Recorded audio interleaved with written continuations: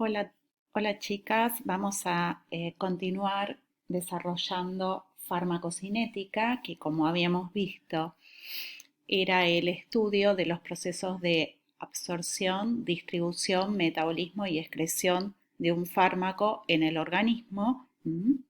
Es decir, que van a ser todos aquellos procesos que el organismo le hace a la droga. Bien, y se lo conoce con las siglas de, en mayúscula, ADME. A de absorción, D de distribución, M de metabolismo y E de excreción. En esta oportunidad vamos a ver el proceso de absorción, que es el pasaje de una droga desde un compartimento en comunicación con el exterior al compartimento presistémico. Debemos considerar que un fármaco llega a la circulación sistémica cuando alcanza las venas pulmonares. Entonces, el conjunto de elementos ubicados entre el sitio de absorción y las venas pulmonares se lo denomina compartimento presistémico. Y es importante destacar que a todo sitio de absorción le corresponde una vía de administración, pero hay vías de administración que no tienen sitio de absorción, ya que no implican mecanismos de absorción. ¿Qué quiero decir con esto? Por ejemplo, si administramos una droga por vía oral o por vía subcutánea o por vía intramuscular o en forma tópica, todas esas vías le corresponden un sitio de absorción. En cambio, si yo administro un fármaco por vía endovenosa, la droga directamente la estoy introduciendo a la circulación sistémica, por lo tanto, esa vía no tiene absorción. Es un concepto importante a tener en cuenta. ¿De qué depende el proceso de absorción de la droga? De tres aspectos principales: de las características físico-químicas del fármaco, es decir, del peso molecular, la liposolubilidad y el pK, de las características de la preparación farmacéutica. Para que el fármaco se absorba tiene que estar disuelto. Entonces, la preparación farmacéutica va a condicionar la velocidad con que el fármaco se libera, se disgrega y se disuelve. Por ejemplo, un fármaco administrado en solución va a tener una absorción mucho más rápida que si el mismo fármaco lo administramos en forma de un comprimido. ¿Por qué? Porque ese comprimido va a tener que desintegrarse, liberar el fármaco se tiene que disolver y una vez disuelto recién se absorbe. Entonces, todas las características de la formulación, como puede ser el tamaño de la partícula, la presencia de excipientes o el mismo proceso farmacotécnico, van a condicionar el proceso de absorción. Y por último, las características del lugar de absorción, que van a depender de por la vía que administremos el fármaco. La absorción va a ser más rápida cuanto mayor sea el contacto con la superficie de absorción. Entonces, del sitio de absorción vamos a tener que considerar la superficie propiamente dicha y el espesor de la membrana, el flujo sanguíneo en la región.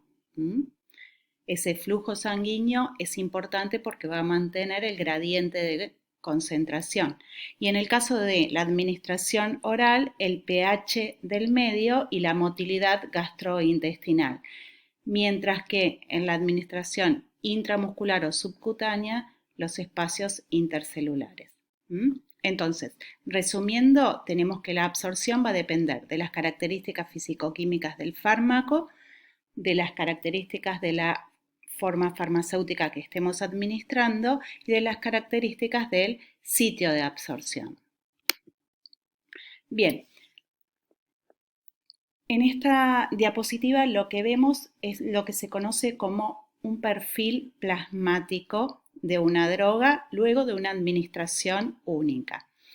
¿Recuerdan los ejes? En este eje que es el eje Y y este es el eje X. En el eje Y lo que vamos a graficar es la concentración plasmática del fármaco,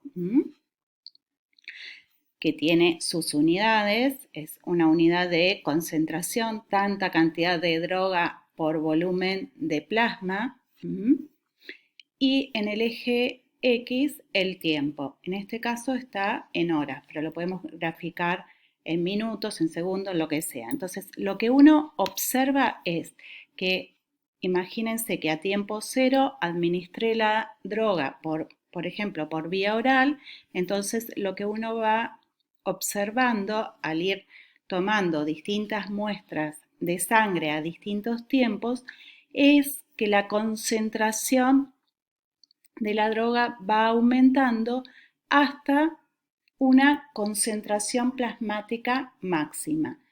Y luego empieza a disminuir esa concentración hasta que hipotéticamente, ¿sí?, llegaríamos a una concentración prácticamente de cero en la sangre.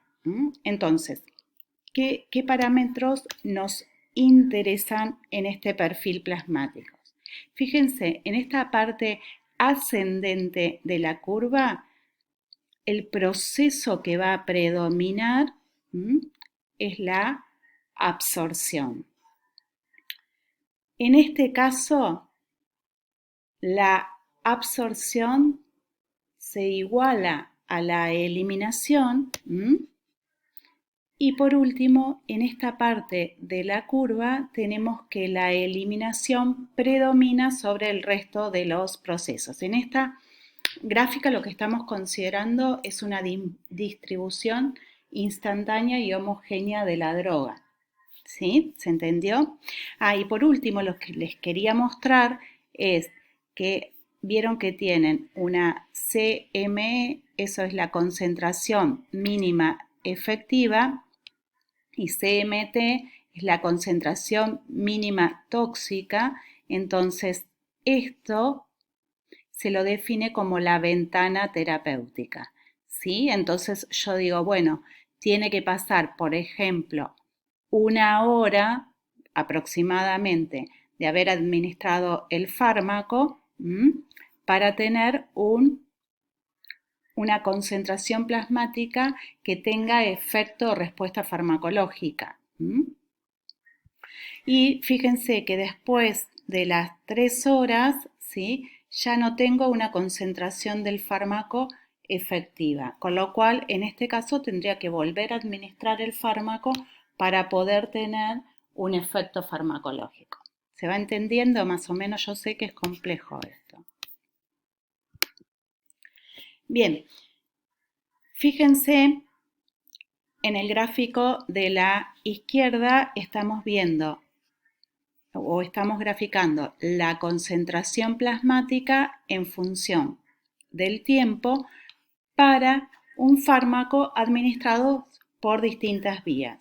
En verde vemos la administración del fármaco por vía endovenosa, en colorado la administración por vía intramuscular, en azul por vía oral y en naranja por vía rectal.